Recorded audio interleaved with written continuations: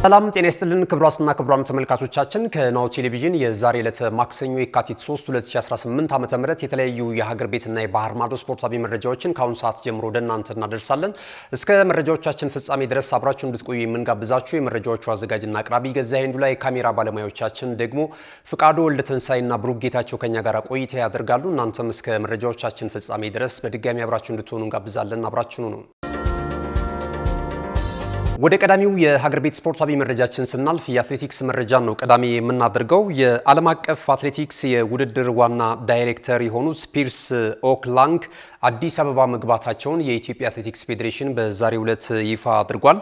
እኚህ ባለሙያ እንግዲህ ወደ ኢትዮጵያ አዲስ አበባ ሲገቡ ደማቅ አቀባበል በቦሌ ዓለም አቀፍ አውሮፕላን ማረፊያ እንደተደረገላቸው ተገልጿል። በዚህ ወቅት የኢትዮጵያ አትሌቲክስ ፌዴሬሽን ፕሬዝዳንት ኮማንደር አትሌት ስለሺ ስህል እንደዚሁም ደግሞ የኢትዮጵያ ባህልና ስፖርት ሚኒስቴር የስፖርት ልማት ዘርፍ ሚኒስትር ዴኤታ አቶ መኪዩ መሐመድ እና ሌሎች የፌዴሬሽኑ ስራ አስፈጻሚዎችም ተገኝተው በቦሌ ዓለም አቀፍ አውሮፕላን ማረፊያ ይህን ባለሙያ አቀባበል እንዳደረጉላቸው ያገኘነው መረጃ ያመለክታል ማለት ነው። እሳቸውም እንግዲህ ወደ አዲስ አበባ ከገቡ በኋላ የተለያዩ የስፖርት ተቋማትን መጎብኘታቸው ተነግሯል። አንደኛው እንግዲህ በዓለም አቀፍ አትሌቲክስ ፌዴሬሽን ሕጋዊ እውቅና ማግኘት የቻለው ይህንንም ክራይቴሪያ ማሟላት የቻለው የአዲስ አበባ ስቴዲየምን እንደዚሁ ጎብኝቷል ተብሏል። በዛ ላይ ደግሞ በተለይ የአትሌቲክስ የውድድር አይነቶች የሚተገበሩበትን ትራክና የተለያዩ ሯጮች የሚጠቀሙባቸውን ሩሞች እንደዚሁ ጎብኝቷል ተብሏል። ከዛም ባለፈ ደግሞ የኢትዮጵያ ስፖርት አካዳሚን መጎብኘታቸው ተነግሯል ማለት ነው። በቀጣዩ ቆይታቸውም እዚህ አዲስ አበባ ላይ በሚኖራቸውም ቆይታ የተለያዩ የአትሌቲክስ የስፖርት ተቋማትን እንደሚጎበኙ ተነግሯል። በቀጣይም ከዓለም አቀፉ የአትሌቲክስ ፌዴሬሽን ጋራ የኢትዮጵያ አትሌቲክስ ፌዴሬሽን አጠቃላይ የባህልና ስፖርት ሚኒስቴርም በጋራ በሚሰሩበት ጉዳዮች ላይ እንደዚሁ ተወያይቷል፣ ሰፊ ውይይት አድርጓል ተብሏል። ከኢትዮጵያ አትሌቲክስ ፌዴሬሽን ፕሬዝዳንት ኮማንደር አትሌት ስለሺ ስህን እና ከኢትዮጵያ ባህልና ስፖርት ሚኒስቴር የስፖርት ልማት ዘርፍ ኃላፊው ሚኒስትር ዴኤታ ከሆኑት ከአቶ መኪዩ መሐመድ ጋር እንግዲህ ተነጋግረዋል ተብሏል። የተለያዩ ውይይቶች አድርጓል። በተለይ የኢትዮጵያን አትሌቲክስ ከፍ የሚያደርጉ ጉዳዮች ላይ ሙያዊና የቴክኒክ ድጋፍ ፌዴሬሽኑ አብሯቸው እንደሚሰራም እንደዚሁ ተነግሯል። በቀጣይ ደግሞ የስፖርት ዲፕሎማሲ ለማስቀጠልና በአትሌቲክሱ ዙሪያ ማለት ነው ትልልቅ የውድድር መድረኮችን የአስተናጋጅነትን ሚና ለማግኘት ኢትዮጵያ ይሄ አይነተኛ ሚና ሊጫወት እንደሚችል ይሄ የጉብኝት ወይም ደግሞ ስቴዲየሞችን የጎበኙበትን ሁኔታና አንዳንድ ግንኙነታቸው በዚህ መልኩ እንደሚቀጥል እንደዚሁ ተነግሯል ማለት ነውና ጥሩ ጅምር ይመስላል። ኢትዮጵያ እንግዲህ በአትሌቲክሱ በዓለም ላይ እንዳላት ድርሻ እንዳላት የበላይነት እንዳላት ገናናነት የዓለም አቀፍ የውድድር መድረኮችን የማስተናገድ ብዙም ልምድ የለም።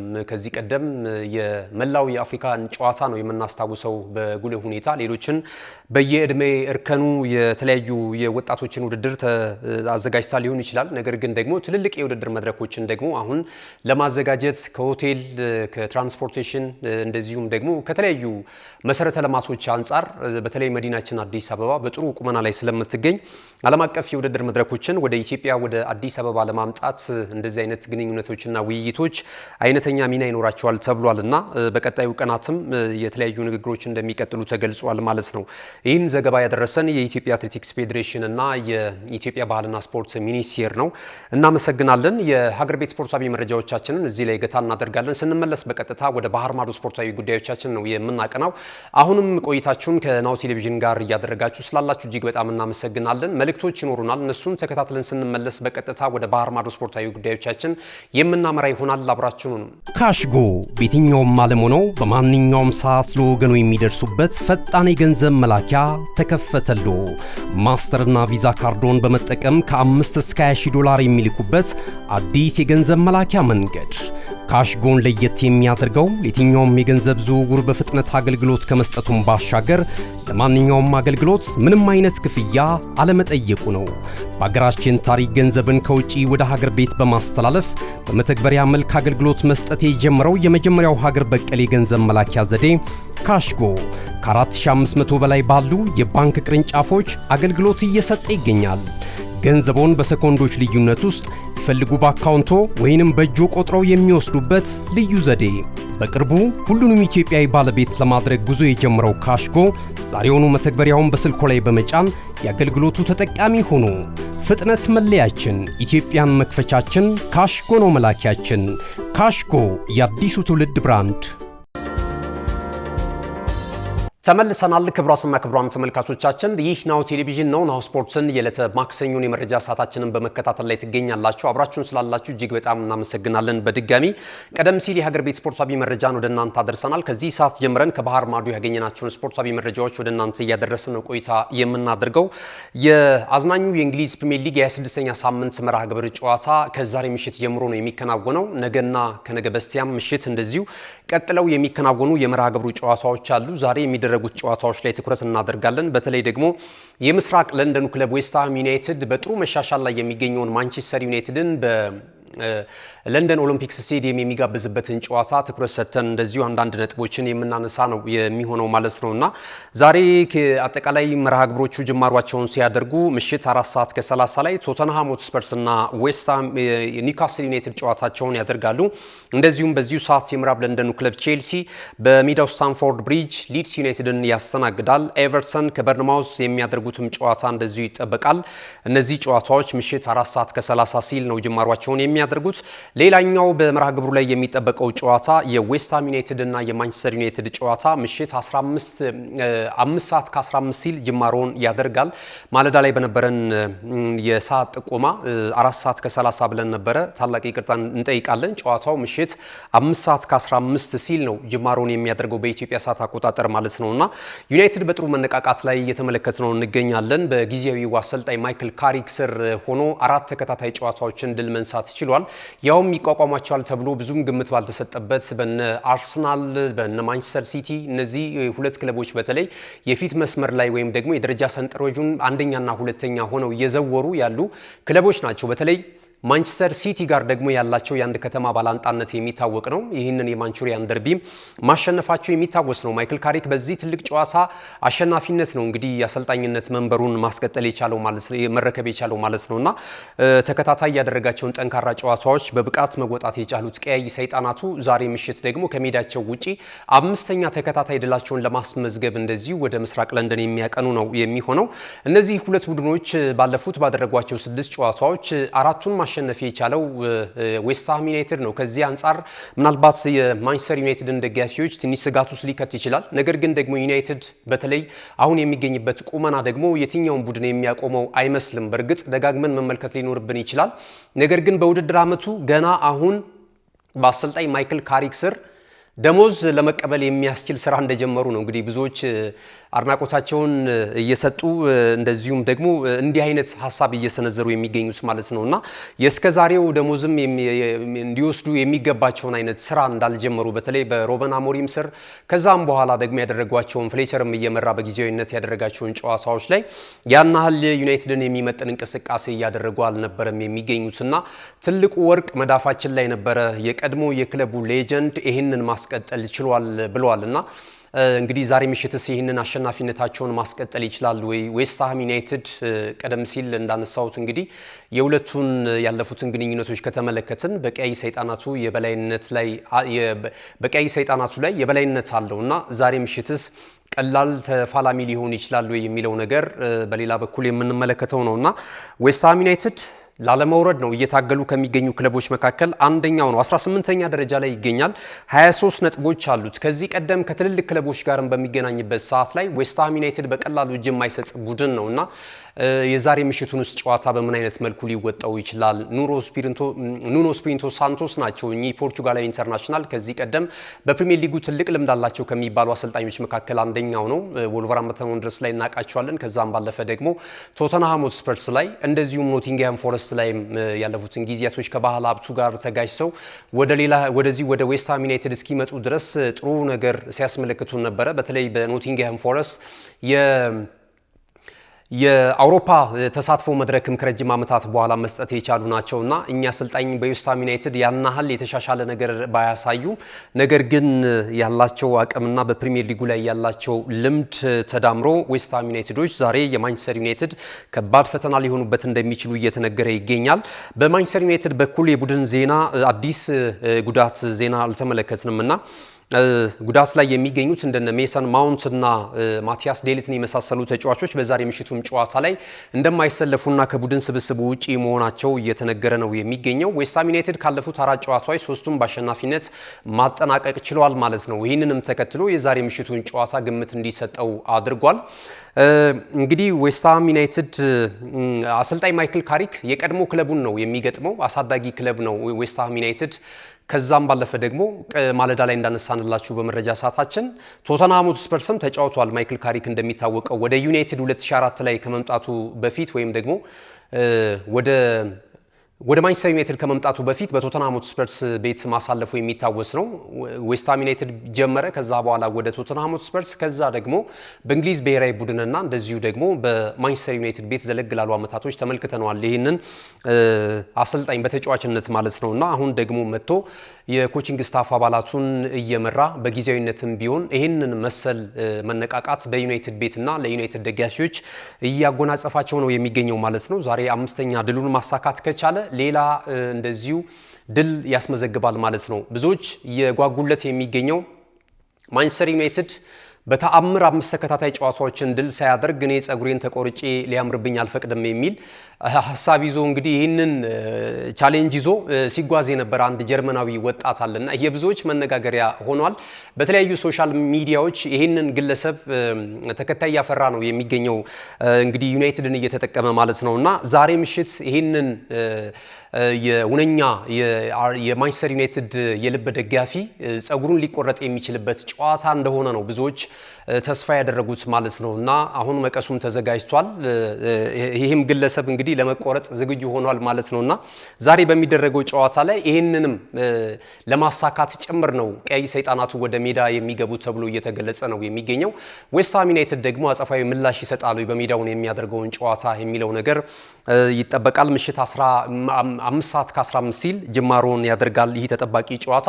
ዩናይትዶች ይህንን ጨዋታ ድል ማድረግ ከቻሉ ከአስተን ቪላም በጎል ክፍያ ስለሚሻሉ ከ4ኛ ደረጃ ወደ 3ኛ ደረጃ ከፍ ይላሉ ማለት ነው። ዩናይትድና ማንቸስተር ሲቲና አርሰናል ብቻ ማለት ነው። እንግዲህ ከወራጅ ቀጠና ስፍራ ተነስቶ ነው ማንቸስተር ዩናይትድ በግሩም ሁኔታ በዘንድሮ ዓመት እያደረገው ያለው ጉዞ በተለይ በአሰልጣኝ ማይክል ካሪክ ስር ታምር ነው እያስመለከተ የሚገኘውና አሁን ላይ እንዲህ ብለን ባንደመደመም ነገር ግን በቀሩት 13 መርሃ ግብሮች ላይ ከዚህም የተሻለ ደረጃ ላይ ሊያስቀምጠው የሚችል ውጤት ሊሰበስብ እንደሚችል ተስፋ እያስመለከተ ነው የሚገኘውና ብዙዎች ወጣቱ አሌክስ ፈርጉሰን እያሉ እያደነቁት ይገኛሉ። ማይክል ካሪክ ወጣቱ አሰልጣኝ ይህንኑ ገድሉን ለማሳካት ወደ መዶሻዎቹ ወይም ደግሞ ዘሃመርስ በቅጽል ስማቸው የሚታወቁት ዌስትሃም ዩናይትዶችን ለመቅጠም ከሜዳ ውጪ የሚያቀና ነው የሚሆነው ማለት ነው።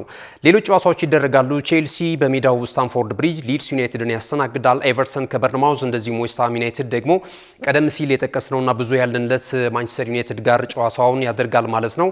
ነገ ኖቲንግሃም ፎረስት ከወልቭስ፣ አስተን ቪላ ከብራይተን፣ ክሪስታል ፓላስ ከበርንሌይ፣ ማንቸስተር ሲቲ ከፉልሃም እንደዚሁም ሰንደርላንድ ከሊቨርፑል ጋር ጨዋታቸውን ያደርጋሉ። የ26ኛ ሳምንት የመርሃ ግብሩ የመጨረሻ ጨዋታ በሊጉ መሪ ክለብ አርሰናል እና በብሬንትፎርድ ሲቲ መካከል 5 ምሽት የሚከናወን ነው የሚሆነው ማለት ነው። እንግዲህ የሊጉን የደረጃ ሰንጠረዥ አርሰናል 56 ነጥቦችን ሰብስበው በቀዳሚነት ይመራል። ማንቸስተር ሲቲ በ50 ነጥብ ይከተላል። አስተን ቪላ 47 ነጥቦች አሉት፣ 3ኛ ደረጃ ላይ ተቀምጧል። ማንቸስተር ዩናይትድ ደግሞ እንደዚሁ በ44 ነጥቦች 4ኛ ደረጃ ላይ ተቀምጦ እየተመለከት ነው እንገኛለን። ቼልሲ፣ ሊቨርፑል፣ ብሬንትፎርድ ሲቲ እና ኤቨርተን ተከታዩን ደረጃ ይዘውታል ማለት ነው። የእንግሊዝ ፕሪሚየር ሊግን የ26ኛ ሳምንት መርሃ ግብርን የተመለከትንበትን መረጃችንን እዚህ ላይ እናጠናቀቃለን። በቀጣይ አጫጭር ስፖርታዊ መረጃዎችን ወደ እናንተ እናደርስና የመረጃ ሰዓታችንን የምናጠናቀቅ ነው የሚሆነው። የአጫጭር ስፖርታዊ መረጃዎችን የምንጀምረው የዝውውር መረጃዎችን ነው ወደ እናንተ የምናደርሰው ማለት ነው። እንግዲህ ከወዲሁ የዝውውር መረጃዎች ለክረምቱ የተጫዋቾች የዝውውር መስኮት ቀብድ እየተያዘላቸው የሚገኙ ከወዲሁ ንግግር የጀመሩ ክለቦችንም በርከት ብለው እየተመለከትን እንገኛለንና እንግዲህ አንደኛው ቀዳሚው የሚሆነው በማንቸስተር ዩናይትድ ያለፉትን የዝውውር ጊዜያቶች በጥብቅ ሲፈለግ የነበረው የምዕራብ አፍሪካዊቷ ሀገር የካሜሮን ዜግነት ያለውና ለብራይተን ኦቭ አልቢዮን በመጫወት ላይ የሚገኘው የ22 ዓመቱ ተጫዋች ካርሎስ ባሌባ እናገኛለን። ካርሎስ ባሌባ ከዩናይትድ ጋር ስሙ በስፋት ሲያያዝ ነበረ። ታስታውሱ እንደሆነ እስከ 100 ሚሊዮን ፓውንድ ድረስ ለተጫዋቹ ዝውውር እንፈልጋለን ብለው ነው ብራይተኖች ይህንን ተጫዋች ወደ ሌላ ክለብ ወይም ደግሞ ለዩናይትድ አሳልፈው ለመስጠት ፈቃደኛ ሳይሆኑ የቀሩት እንደነበረ እናስታውሳለንና አሁን ላይ በዚህ ዝውውር ላይ ሌላኛው የፕሪሚየር ሊጉ ተሳታፊ ክለብ ቼልሲ እና የፈረንሳዩ ክለብ ፒኤስጂ ስለመቀላቀላቸው ቲም ቶክ ይዞት የወጣው የመረጃ ምንጭ ያመለክታል ማለት ነውና እንግዲህ የካርሎስ ባሌባን ጉዳይ በተመለከተ ከወዲሁ በርካታ ክለቦች እየተረባረቡበት እንዳለ ተነግሯል። ማንቸስተር ዩናይትድም ግን የዚህ ተጫዋች ደግሞ ሁነኛ ፈላጊ መሆኑ የሚታወስ ነው። ሌላው እዚሁ ማንቸስተር ዩናይትድ ላይ ደግሞ ስንቆይ ማንቸስተር ዩናይትድ በቀጣይ የክረምት የተጫዋቾች የዝውውር መስኮት ላይ የኤቨርተኑን የፊት መስመር አጥቂ ሊያም ኒዲየን ለማስፈረም ፍላጎት አለው ተብሏል። ከረሜላዎቹ ይህንን ተጫዋች ለመልቀቅ ደህና ገንዘብ እንደሚፈልጉ እየተነገረ ነው የሚገኘው። ከአርሰናል ጋርም ባለፉት ጊዜያቶች ስሙ ሲያያዝ የነበረ ተጫዋች ነው። ዩናይትዶች ግን ይህንን ዝውውር ለማሳካት ከወዲሁ ንግግር መጀመራቸው እየተነገረ ነው የሚገኘው። ወደ ሌሎች መረጃዎቻችን ስናልፍ ደግሞ የአርሰናልን የዝውውር መረጃ እናገኛለን። አርሰናል ከጃንዋሪ የተጫዋቾች የዝውውር መስኮት ጀምሮ ራዳር ውስጥ ካስገባቸው ተጫዋቾች መካከል አንደኛው እንደነበረ የተለያዩ የጣሊያን የመገናኛ ብዙሃን መረጃዎች ይዘው ሲወጡ ነበረ። ፍሬድሪኮ ዲማርኮን የማስፈረም ፍላጎት አለው ተብሏል። ነገር ግን ደግሞ አሁንም ማንቸስተር ዩናይትድ እዚህ የዝውውር ሁኔታ ላይ መግባቱ እየተገለጸ ይገኛል። የ28 ዓመቱ ተጫዋች በኢንተር ሚላን ቤት እንግዲህ በዘንድሮ ዓመት በተለይ አሲስት በማድረግ ወይም ደግሞ ጣጣቸውን የጨረሱ ኳሶችን ለቡድን አጋሮቹ በማቀበል ከአውሮፓ ከአምስቱ ታላላቅ ሊጎች ሶስተኛ ደረጃ ላይ ነው የተቀመጠው። በነ ሚሼል ኦሊሴን የመሳሰሉ ተጫዋቾች ብቻ ናቸው የሚበልጡት ማለት ነው። እንደነ ብሩኖ ፈርናንዴዝን የመሳሰሉ ተጫዋቾች ብቻ ነው የሚበልጡትና ሶስተኛ ደረጃ ላይ ነው የሚገኘው። በተለይ በመስመር የሚገኙ ኳሶችን ለፊት መስመር አጥቂዎች በጥሩ ሁኔታ እያቀበለ የሚገኝበት ሂደት እየተደነቀለት ይገኛል። ይህንን የ28 ዓመት ተጫዋች ለማስፈረም አሁን እንግዲህ ቀደም ሲል እንደጠቀስኩላችሁ ከአርሰናል በተጨማሪ ዩናይትዶችም የዚህ የዝውውሩ አካል ሆነው ወደ ገበያው መሳተፋቸው እየተገለጸ ነው የሚገኘው። እነዚህ ሁላ የሚሆኑት ከወራቶች በኋላ በክረምቱ የተጫዋቾች የዝውውር መስኮት ነው ማለት ነው። ሌሎች መረጃዎችን እስኪ እንመልከት። አዲዳስ የ2025-26 የውድድር ዘመን የአውሮፓ ቻምፒየንስ ሊግ የውድድር መድረክ የፍጻሜን ጨዋታ እንግዲህ ለዋንጫው ሽሚያ የሚፋለሙት ሁለቱ ቡድኖች የሚጫወቱባትን ኳስ ይፋ አድርጓል። እንግዲህ ቴክኖሎጂ በጣም የተላበሰች ሆና ለተጫዋቾች ምቹ ሆና ለተመልካችም ምቹ የሆነች ኳስ እንዳመረተ ነው አዲዳስ ታዋቂው እንግዲህ ዓለም አቀፉ የስፖርት ትጥቅ አምራቹ አዲዳስ ካምፓኒ ይፋ ያደረገው ማለት ነው። ቀጣይ እንግዲህ በሃንጋሪ ቡዳፔስት የሚደረገውን የአውሮፓ ቻምፒየንስ ሊግ በእግር ኳስ ግዙፉ የውድድር መድረክ የሚባለውና በታላቅነቱ ከዓለም ዋንጫ በመቀጠል የሚጠቀሰውን የአውሮፓ ቻምፒየንስ ሊግ የፍጻሜ ጨዋታ አዲዳስ ምርት የሆነችው አዲሷ ኳስ እንደምትሆን እየተገለጸ ነው የሚገኘው ማለት ነው። በዚች ኳስ ማን ሊጫወት ይችላል? እስኪ ገምቱ። ፒኤስጂ፣ ሊቨርፑል፣ ሪያል ማድሪድ፣ ቼልሲ፣ አርሰናል፣ ባርሴሎና፣ ማንቸስተር ሲቲ ወይስ ደግሞ ሌሎች ክለቦች ስማቸውን ያልጠቀስናቸው? የአውሮፓ ቻምፒየንስ ሊግ የ2026ን የፍጻሜ ጨዋታ አዲዳስ ካምፓኒ ይፋ ያደረጋትን እቺን ቴክኖሎጂ ለበስ የሆነችውን ኳስ በፍጻሜው ዕለት እነማን ሊጫወቱባት ይችላሉ? ግምታችሁን ልታስቀምጡልን ትችላላችሁ። ሁለቱ ክለቦች ሁለቱ ቡድኖች ለፍጻሜ የሚደርሱ የአውሮፓ ቻምፒየንስ ሊግ የፍጻሜ ተፋላሚዎቹ የትኞቹ ቡድኖች ሊሆኑ ይችላሉ? ቅድመ ግምታችሁን ልታስቀምጡልን ትችላላችሁ። ሌሎች መረጃዎችን እናክልላችሁና የመረጃ ሰዓታችንን እናጠናቅ። እንግዲህ በዘንድሮ ዓመት ከአምስቱ የአውሮፓ ታላላቅ ሊጎች ከአምስቱም ማለት ነው ኳሶችን አሲስት በማድረግ ወይም ደግሞ ለጎል የሆኑ ኳሶችን አመቻችቶ በማቀበል የጀርመኑ ባየር ሙኒክ ተጫዋች የሆነው ሚሼል ኦሊሴ የሚደርስበት እንዳሌለ እንደዚሁ መረጃዎች ወጥተዋል ማለት ነው። ወደ 16 ለጎል የሆኑ ኳሶችን አመቻችቶ በማቀበል ሚሼል ኦሊሴ እንግዲህ በእንግሊዝ ፕሪሚየር ሊግ እናውቀዋለን። ለደቡብ ለንደኑ ክሪስታል ፓላስ ሲጫወት የነበረ ተጫዋች ነው። ወደ ባየር ሙኒክ ካመራ በኋላ ግን ያለውን ብቃትና ክሎት እያስመለከተን ይገኛል። አሁን 22 ዓመቱ ላይ ነው የሚገኘው። ብዙዎች ተስፋ እየጣሉበት ይገኛሉ። የወደፊቱ የባሎንዶር ተሸላሚ፣ የወደፊቱ ትልልቅ ክብሮችን ማሳካት የሚችል ተስፈኛ ተጫዋች እንደሆነ ብዙዎች ተስፋ እያደረጉበት ነው የሚገኘውና አሁን ላይ የዝውውር መስኮትን ዋጋ የሚተምኑ እንደዚሁ የመረጃ ምንጮች ከ100 ሚሊዮን ፓውንድ በላይ የሚያወጣ ተጫዋች ብለው እየጠቀሱት ይገኛሉና ከአምስቱ የአውሮፓ ታላላቅ ሊጎች ተጫዋቾች መካከል በግንባር ቀደምትነት 6 ኳሶችን ለጎል አመቻችቶ በማቀበል ታሪክ እየሰራ ይገኛል። በላሊጋው 10 ጎል አስቆጥሯል። 13 ለጎል የሆኑ ኳሶችን አመቻችቶ ማቀበል ችሏል። በአውሮፓ ቻምፒየንስ ሊግ የውድድር መድረክ እንደዚሁ 1 ጎል ሲያስቆጥር 3 ለጎል የሆኑ ኳሶችን ደግሞ ለቡድን አጋሮቹ እንደዚሁ አመቻችቶ ማቀበል ችሏል። በዲኤፍቢ ፖካል በጀርመን ዲኤፍቢ ፖካል የውድድር መድረክ ላይ ደግሞ 2 ጎል ሲያስቆጥር 1 ለጎል የሆነ ኳስ አመቻችቶ ማቀበል ችሏል። ከተመለከታችሁ በሶስቱም የውድድር አይነቶች በቡንደስሊጋው በአውሮፓ ቻምፒየንስ ሊግ እና በዲኤፍቢ ፖካል የውድድር መድረክ ላይ ይሄ ተጫዋች አሻራ ያላሰረፈበት የጎል ማግባት እንቅስቃሴ የለም ማለት ይቻላል። ከሃሪኬን ጋር በመሆን እንግዲህ ይሄ የመስመር ተጫዋች ቢሆንም የፊት መስመሩ ላይ እንደና ሃሪኬን የመሳሰሉ ተጫዋቾችም ጉልህ ሚና እየተወጡ እንዳለ እናውቃለን፣ ሉዊስ ዲያዝን ጨምሮ ማለት ነው በቡንደስሊጋው። ነገር ግን ደግሞ ይህም ተጫዋች ከፍተኛ ሚና እየተወጣ ይገኛል። ሁለተኛ ደረጃ ላይ የሚገኘው የማንቸስተር ዩናይትዱ በማንቸስተር ዩናይትድ ውስጥ በከፍታና በዝቅታ መሃል ላይ ሞተር ሆኖ እየተመለከትን የምንገኘው ብሩኖ ፈርናንዴዝ ነው። ብሩኖ ፈርናንዴዝ ደግሞ ለቡድን አጋሮቹ ለፊት መስመር ተጫዋቾች 12 ጣጣቸውን የጨረሱ በዘንድሮ ዓመት ኳሶችን አመቻችቶ ማቀበል ችሏል። ይሄም ሁለተኛ ደረጃ ላይ እንዲቀመጥ አድርጎታል። ሶስተኛ ደረጃ ላይ የሚገኘው አሁን በዩናይትድ እና በአርሰናል በጥብቅ እየተፈለገ የሚገኘው ፍሬድሪኮ ዲማርኮ ነው፣ የኢንተር ሚላኑ ማለት ነው። 11 ኳሶችን አመቻችቶ በማቀበል ሶስተኛ ደረጃ ላይ ተቀምጧል።